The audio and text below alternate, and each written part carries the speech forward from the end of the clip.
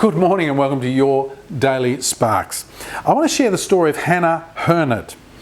And she writes this: "For many years I couldn't talk without stammering or hesitating. This was very humiliating to me. That changed when I was 45 years old after I had known the Lord for 25 years.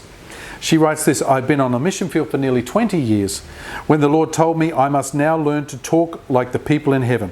This meant I mustn't grumble or complain.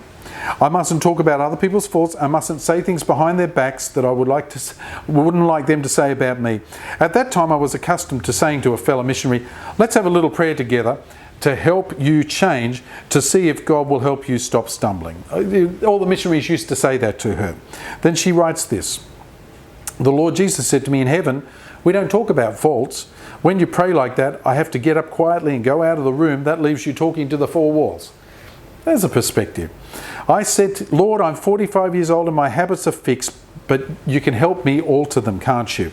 And he said, "Yes, Hannah, you're an addict. You find fault and talk about people's faults and criticize others all the time. There are plenty of other people to talk about faults. I don't need you to do that. You don't dare give into it even once. If you promise not to make any exceptions, I will help you. If you promise to only ever talk positive things about people, I will help you," said the Lord. And then she writes this: "Only in your grace, Lord, could I do that." And the Lord said, "I'm going to ask you for one of the heavenly beings to take a coal off the altar and touch your lips with it." Then Jesus told me all of the things I should say, the kind, helpful, good things that they talk about in heaven. The language of heaven is called blessing. He taught me how lovely it is to always draw attention to what is good and focus on the good, not the bad in people.